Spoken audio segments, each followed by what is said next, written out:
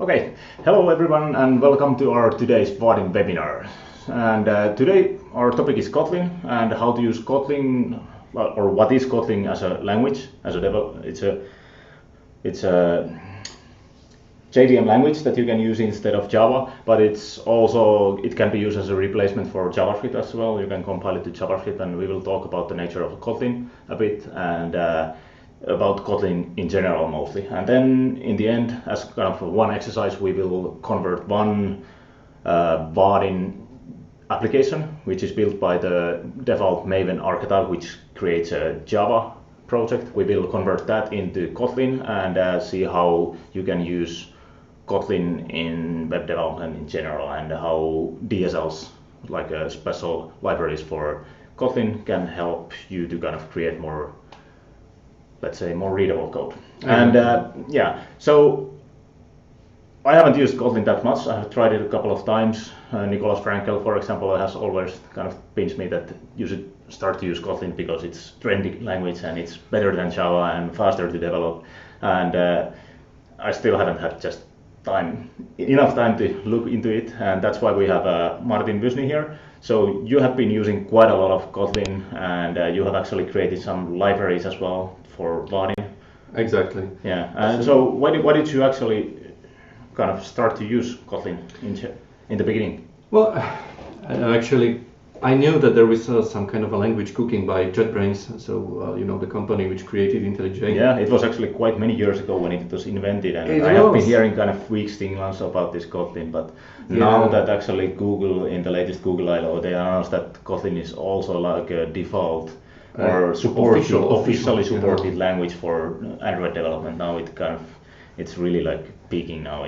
Yeah. Exactly, it is, and actually Android was what got me into Kotlin. Yeah, so you have been doing some Android development. Exactly, yeah. When Kotlin 1.0 came out, I was kind of unimpressed because there is quite a lot of JVM languages already in the wild. So I was thinking like, okay, this is just another one. So what's so special about this language in particular? Yeah. And then I think it was announced by JetBrains that there is some kind of experimental plugin for the Android Studio for Kotlin. So, and it is supported, and they have some kind of a sample application for that, and it worked. So that got me intrigued because back then you could only use Java. And there was some attempts to use Scala, but I guess the compilation was quite small, also because the Scala standard library is quite big. It's maybe 2.5 megabytes, and the plugin maybe wasn't that well integrated into Android Studio. So I kind of tried this integration, and it worked quite well. So I was able to convert classes one at a time and see for myself how my code shrink, and I believe it became more readable. Yeah. And so that's what especially in Android environment where you don't have Java 8 still. Exactly. Then Kotlin is like superb there. But it's also it's more like versatile than and less verbose than Java 8 still. Definitely. So, definitely. That's what we will learn. Let's look into your slides. Okay, so. My personal top 4 features. Basically, what I like most about the Kotlin, what I learned with working with Kotlin, is like I feel that it's designed for maintenance. It's more readable. I would say it's more readable than even Java. That is definitely more than Scala, I believe, because I think that you can actually write more concise code, more to the point. And when using these streams API, like filters and kind of collection or something like that, I think that the code in Kotlin is more readable and more illustrative than in even Java. Yeah, something that's actually kind of been my favorite in Kotlin is that I can actually read it and understand it, unlike many of those Scala examples, because they have been usually kind of taken maybe a bit too long in some certain cases with the syntax, and then me, as not a Scala expert, I cannot just do anything with that code anymore. Exactly. That was my point as well. And people can write Scala code in many different ways, but I think this was kind of a design decision in Kotlin as well that don't allow too much kind of syntactical sugar. Exactly. Basically, they weren't striving for a language full of features. They were striving for a language that is readable and that has great tooling. So if there was a feature, they were considering some kind of a feature, and if it would cause the compiler to work slowly, or the IDE plugin to work slowly, or whether it will cause the code to look weird or not as good readable as it could be, then it was kind of deliberately left out. For example, you can overload operators, but only a predefined set. So you can't define your own smiley face operator and something like that. So yeah, but you can actually overload like some operators. Yeah, exactly. Yeah, but only the standard set. Yeah. But you cannot add like new operators. Yes, exactly. Yeah. All those Unicode. Yeah. So and then you had navigable. Exactly, it's a statically typed language. So of course you can navigate. That is, you can control click everywhere in the code, and it will take you to the function, to the operator. You can control click a plus or a square brace, and it will take you to the definition of what exactly does that operator does. Yeah. So that's really important when you look at the code and want to understand it. It's really important to see what all those functions actually do. Yeah. So together with the documentation, I think that's kind of tied to statically typed and also good IDE support. Exactly. Yeah. And good IDE support comes from the fact that it's actually the IDE company who has kind of initially started to develop this language. That is so true. I saw that you have been using JetBrains is like. Yeah. Exactly. Yeah. So actually, my point is this. But pretty much all the IDEs they support somehow. Yeah, I think IntelliJ has the best support, I guess. Hard to say. Actually, I never use. I know that there are actually plugins for NetBeans and Eclipse as well. Yeah. Never use those, so hard to say whether they are on par with features.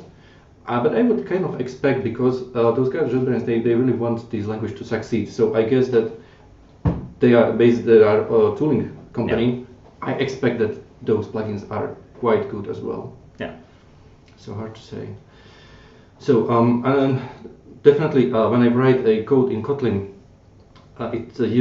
it has a concise documentation. So for example, Kotlin has no label types, but that allows me to leave out all this parameter cannot be null or can be null, because it's basically every parameter I need to write this information down for every parameter, every function return, and so on. So the small additions in the actual language, they help you to kind of get more.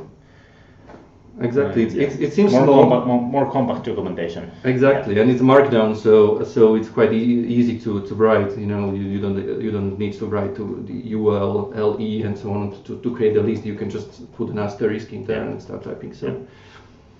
And I really like data classes, because usually when you create beans in Java, you have to document for every field. You have to document a getter, a setter, and if there is a constructor parameter for that field, you have to document that as well. Basically, that's 3 times documenting the same thing. Yeah. But I think you had some kind of an example about data classes. So and also we talked about the tooling.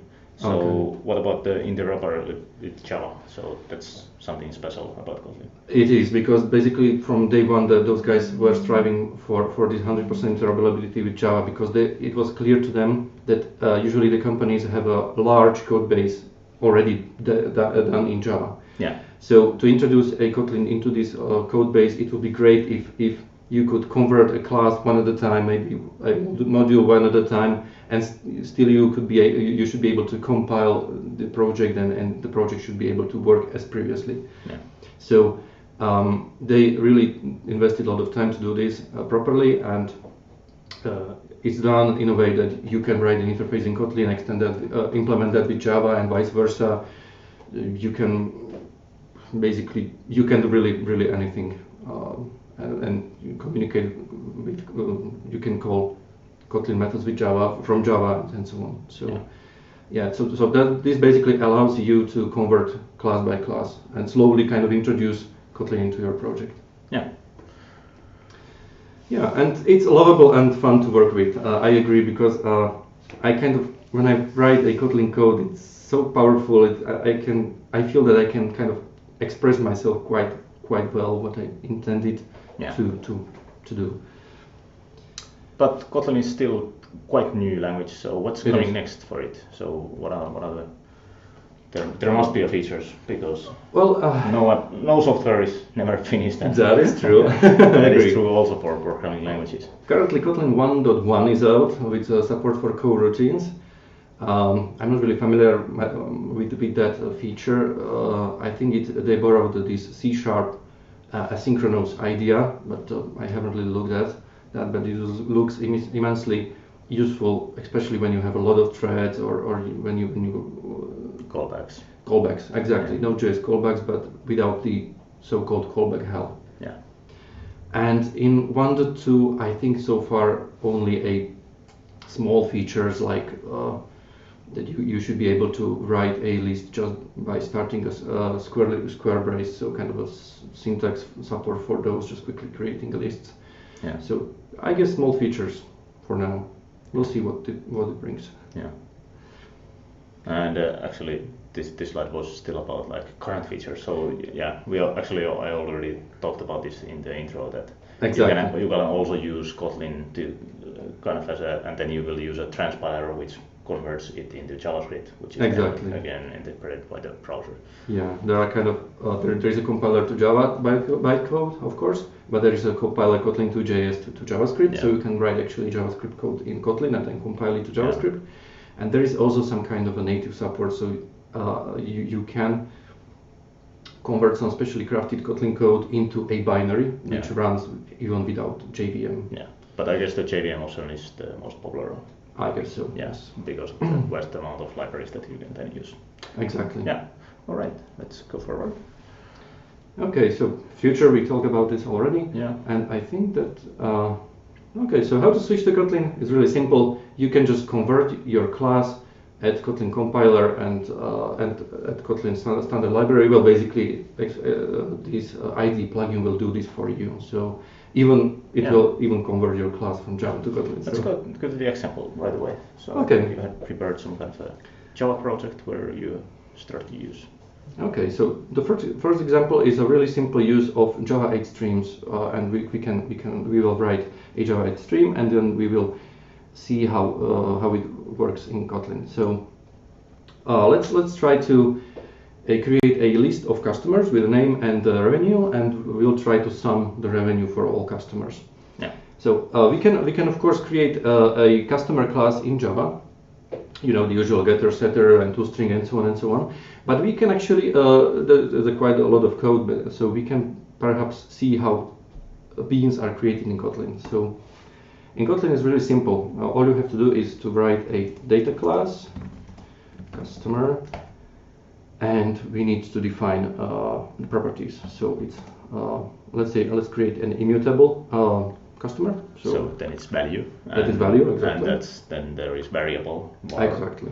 So which is different. Val basically generates only getter, and var generates a variable getter and setter. Yeah. So name, string, and a revenue. Let's use big decimal. And since some customers don't have revenue, so let's make this field nullable. So we can achieve that by adding a question mark. So this basically shows that this field is nullable, and you don't need any further documentation about this fact because you can clearly see it in a code. So if we would like to document this class, then a customer. Same as Javadoc, so same as Javadoc, and now we document a property. Customer's name, and we don't have to write not null because it's obviously it's visible immediately because the question mark is missing from string. Yeah. And this will actually add a Javadoc to all getters and setters, and then it will auto-generate a constructor parameters as well. Yeah. So even if you're using this from Java, you still have the documentation there. Exactly. Yeah. So revenue, the revenue positive. Okay, so now we have a customer, so let's create a list of customers. So customer Martin with no revenue, and customer Matti. So we can't just type in null into the name, it will immediately complain. Yeah. So Matti with a revenue of big decimal 10. So we should read it like new big decimal. For some reason, Kotlin doesn't use new keyword. Okay, so we have created kind of a global variable, but of course Java doesn't support global variables, so it has to be attached somewhere, and it is. All global functions and all global variables are attached to a class that is generated for every file. In this case, a kstream sample kt. So we can actually use the customer class in Java. So kstream sample kt dot get customers, of course. So now this is from Java, and we can still get the same thing there. Exactly. Yeah. So this is really kind of emphasis in the interoperability with Kotlin and Java. Exactly. So of course we can type in new customer, and it should show us the parameters. Yeah. So you can even see that there are those not null and nullable annotations there. Exactly, and if you so we can see that the getter is generated for the revenue, and there is a documentation for that as well. Yeah. So there is some kind of interoperability with Java plugin and a Kotlin ID plugin. Okay, so let's sum the revenues. So naturally we have Java 8. We will use stream. So we will need to map a customer into a customer's revenue. We need to filter out nulls. So filter revenue is not null. I can't type. And we need to sum it. Unfortunately, Java doesn't provide any kind of sum like function. Building. Exactly. Yeah. It does, but it only provides for int streams and doubles. Basic numbers. Yeah. Exactly, basic numbers.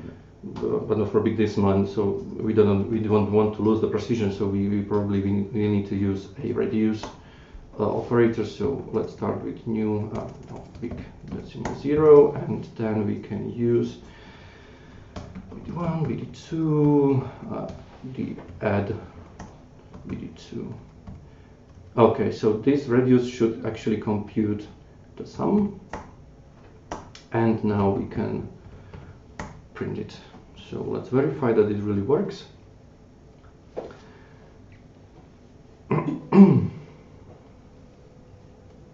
So it should print 10, right? Because and it works. And it works. Yeah. So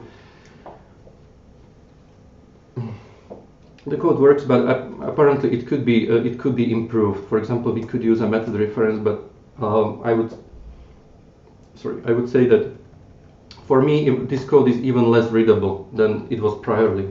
Because maybe it looks readable to a skilled Java 8 developer, but still. And also this reduce it doesn't it doesn't really say what is really doing. I would definitely extract one static method there for the reduce method. Exactly, maybe call it a sum or something. Yeah, exactly.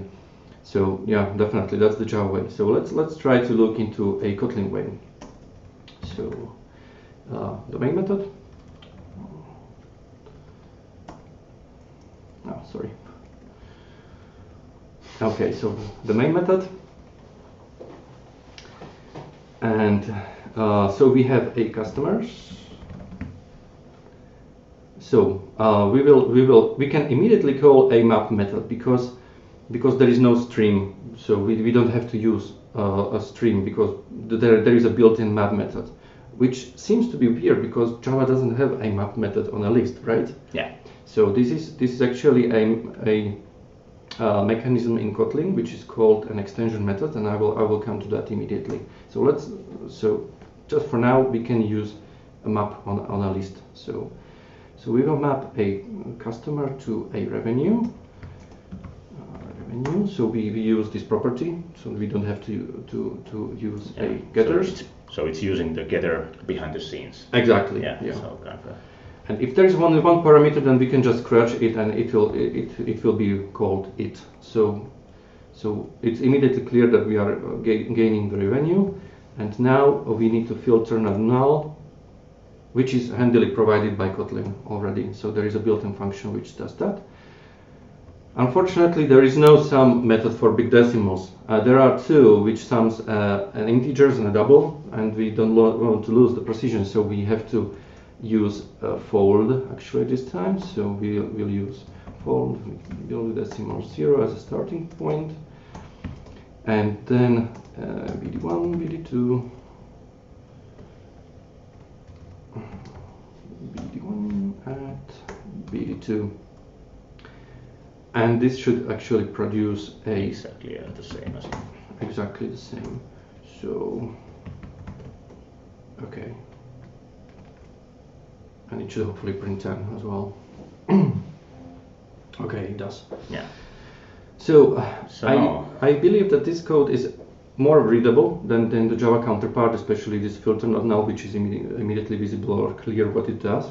But this fold is still it's still there. It's barely readable. It's hard to understand what it actually does. So let's try maybe to replace it with the sum method. But instead of creating a static sum method, we can use this extension function mechanism. Yeah. So basically, Kotlin allows us to extend classes even without kind of owning the class. It's just exactly because big decimal, that's kind of a final class in JVM libraries, JDK libraries. Exactly. But you still even create kind of extensions for that. Exactly. So basically, extension mechanism is a mechanism to add functionality to classes you don't own. So the syntax is as follows. So we have a list of big decimals, and we are creating a new function on that list, which is called sum, which returns big decimal. Yeah, so we are not actually extending big decimal, but a list. Yeah, exactly. Yes. That is true. Yeah. And we can just, copy the body, and it will return the fold itself. But now we can actually use this sum method in here. The auto-completion will now offer us this sum method, and it will compute the very same thing as before. But right now it's way more readable because it's called sum, so it's obviously visible what it does. So this is really nice feature, and the thing is that we actually haven't really extended the list interface because it's an interface, so we cannot. It's compiled already. We cannot just add functionality to it. So what Kotlin did behind the scenes is actually created a static function sum with this. And this, in this case, this is a list of big decimals as a receiver. So we can verify that. Really simple. So it will create in a file that defines it. So kstream sample kt will now have a sum function which takes this list as a receiver. So on a bytecode level, nothing really changed. But on a source code level, it did really improve the readability there. Improve the readability, and the auto-completion will automatically offer the method for you, so you don't have to search all static or classes for a static method named sum, which takes a list of big decimals. So the helper is kind of in the right place. Exactly, and the ID plugin is really helping you with this. All right, let's go forward. Okay, so of course, since Kotlin supports properties, you can have extension properties as well. So, for example, it's really tedious to write this big decimal 10 or 0 or something. So, how about we introduced a property on integer which converts that integer to a big decimal. So we can do that, of course. So int bd.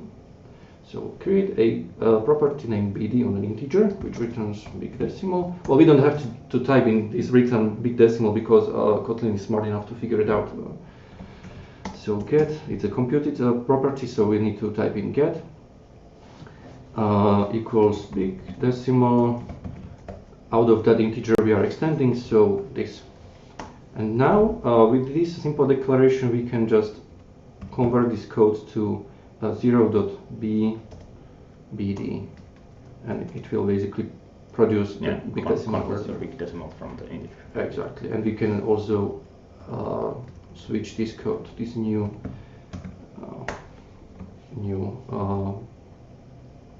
code.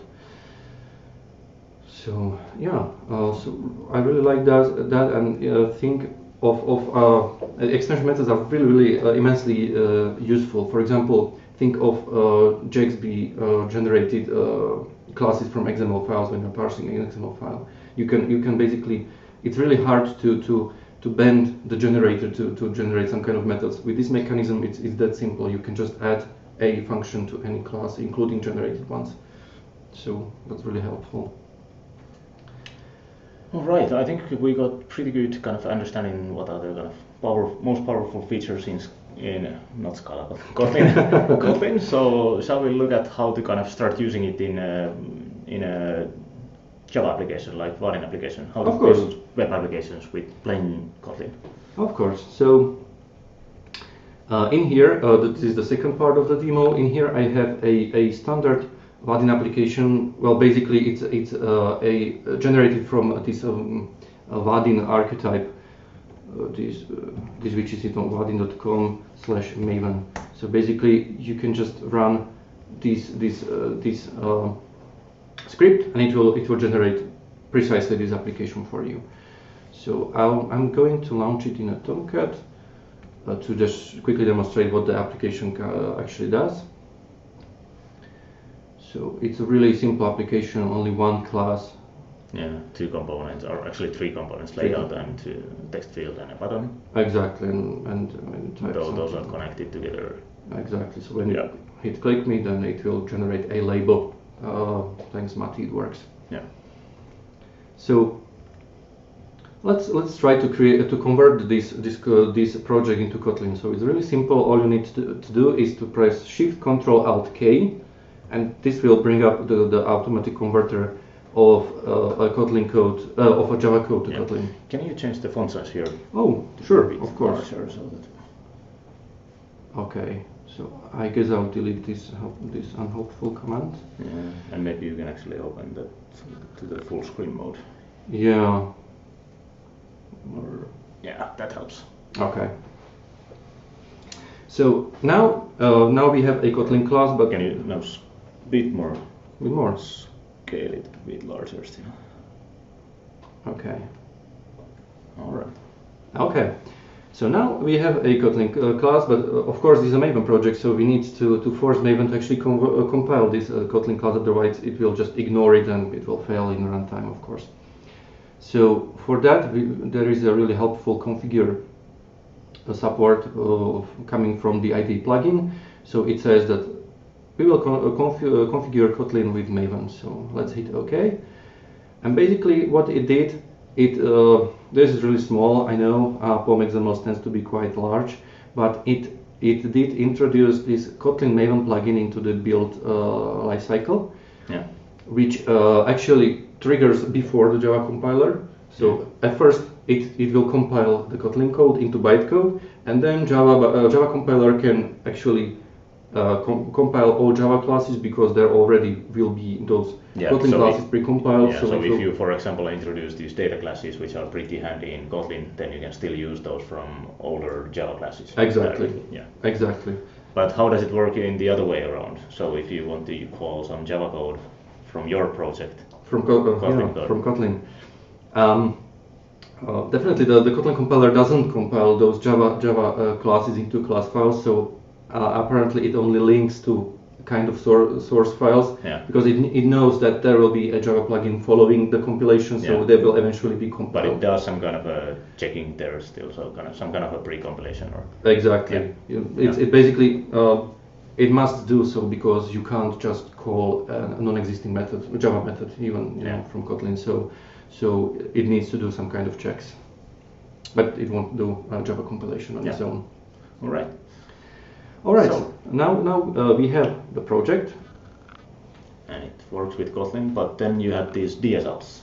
Exactly. So this is still pretty much, it's a bit shorter, because you don't have the semicolons and you don't need to have the new constructors, but otherwise it looks a bit like. It looks like a bit like a Java. Exactly. So let's make it more like Kotlin.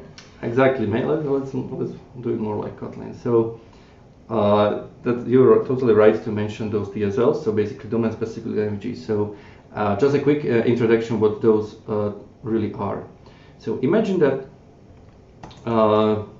from the previous demo, we have a list of something, I don't know, string, it doesn't really matter, and we map it to, I don't know, string length, doesn't really matter.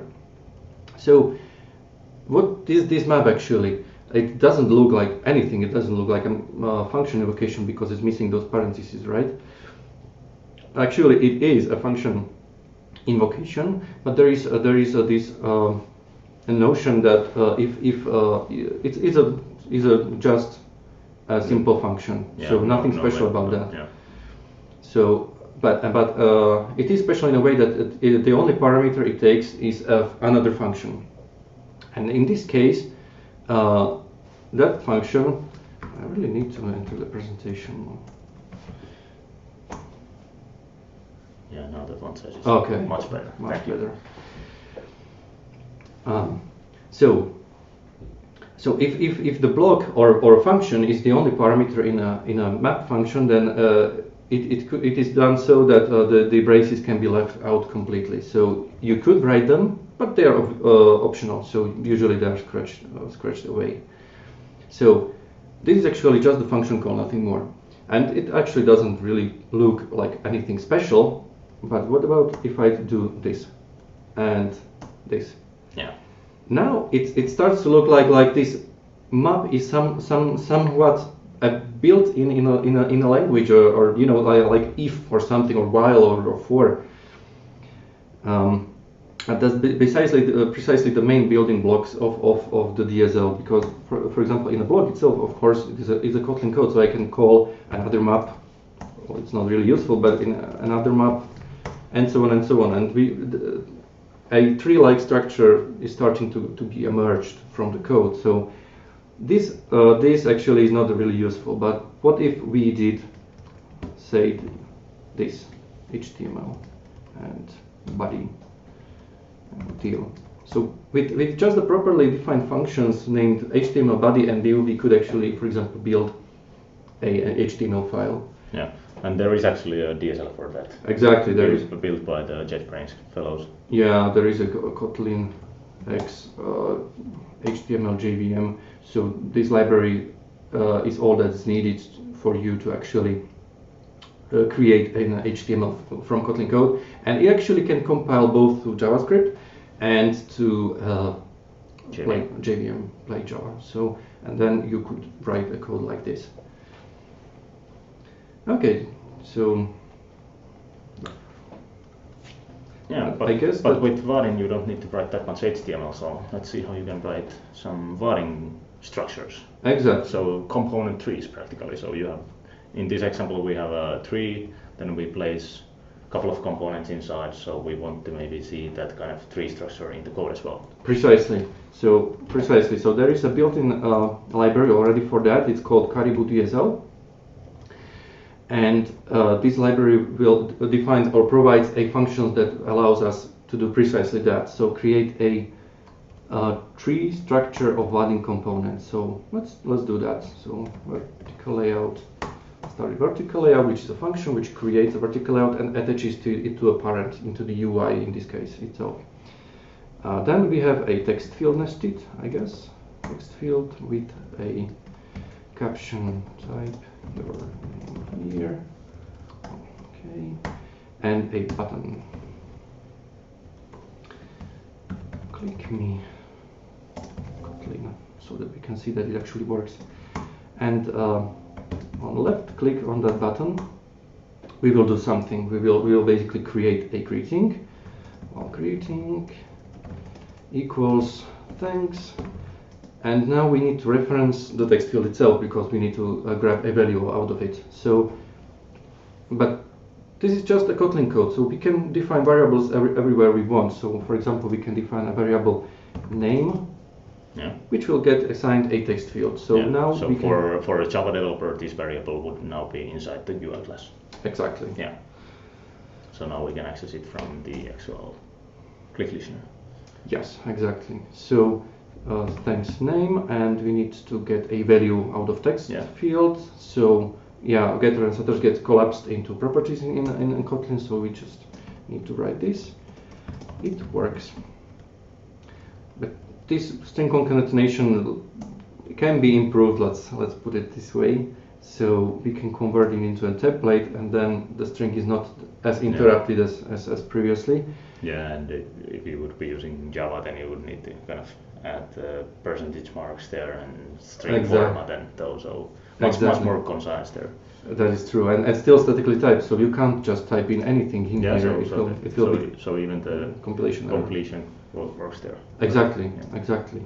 All right, and then we need to present that string in the UI as well. Exactly, so we need to create a label. So we could create a label and attach it to a vertical layout, but that's precisely what these DSL functions are actually doing. So all that I need is to reference a vertical layout, and call a label method on it. So this method is a DSL method, so all it does is create a label component and attaches it to anything it's called on, in this case a vertical layout. So we have a greeting.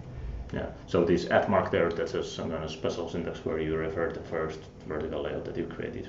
Exactly, exactly. That's a special Kotlin syntax for referencing parent function context. Yeah. And I believe we are actually done, because the vertical layout, they'll create the vertical layout and both attach it to a parent UI. So we don't need this. We don't need add components, because that's what the text field and button function do. Yeah. And we don't need this.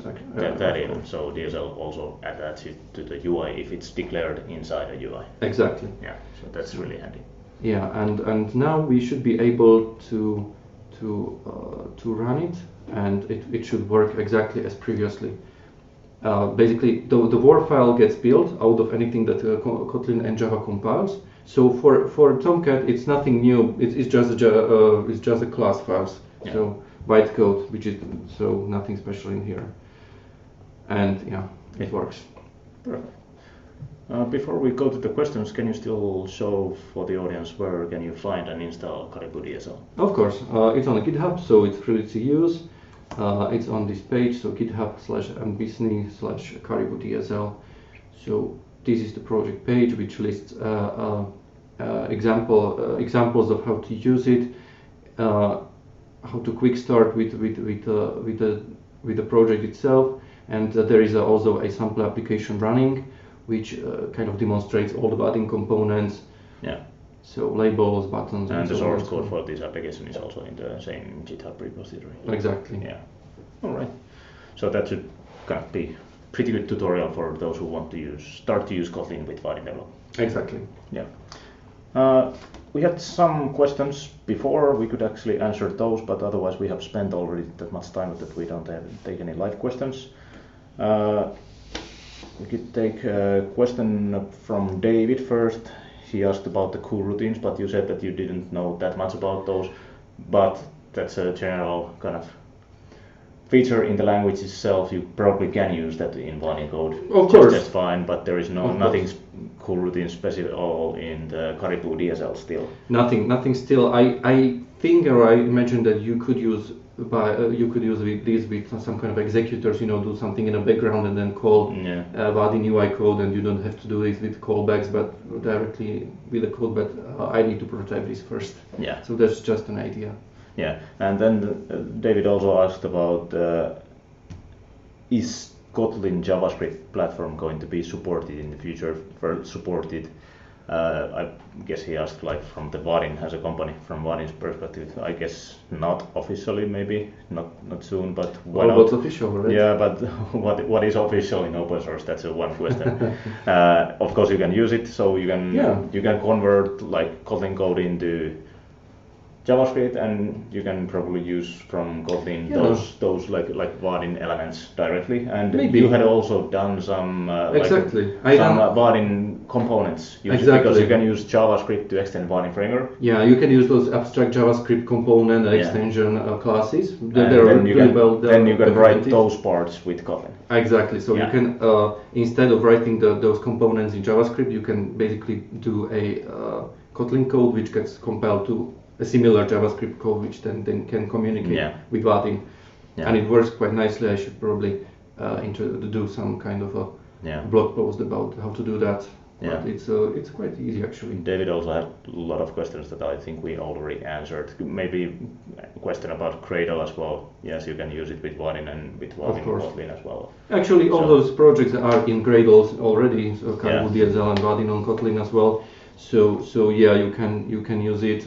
There is a Gradle plugin. Yeah. So neither Kotlin or Vaadin is by no means tied to any specific build script at all. So, not really. So you can use even other build tools if you want. Yeah. Then I think there was quite a lot of questions actually which we already answered. But then Otto was asking about Scala API. So is there any plans to provide an idiomatic Scala API? It's kind of related. Yeah, they are kind of competing JVM languages. That's true. But we actually had a Kotlin, not Kotlin, but a Scala webinar previously, and there is also a really active community in Vaadin users who are using Scala already, and I think there is actually 2 different libraries that are bringing kind of a Scala DSLs for available. So there is, at least I can suggest this Scala-din, and you can find that from vaadin.com/directory, and there you will find a lot of like helpers that will help to make your Vaadin code more like a Scala code. Of course. Yeah. The same thing that Caribou DSL does for Kotlin. Precisely. Yeah. I think we have passed our 40-minute target already, so I think we can start to wrap up. Do you have any other tips or addresses that you would like to highlight that where people should go if they want to start using Kotlin? Well, there is this Vaadin on Kotlin library, which also includes Caribou DSL, but it also includes a really simple support for the database, so you can use it actually for so it's kind of a application framework as well. Yeah. In a sense, in a sense. But actually, it's only a glue which ties. You can use JP and Hibernate, for example, or you can use anything else. So it's a glue that ties things together to provide some kind of a framework for full stack applications. Yeah. But you can find there from the Caribou DSL site as well. Yeah, exactly. And then, of course, the Kotlin's own website and there are lots of resources to learn Kotlin even online, I guess.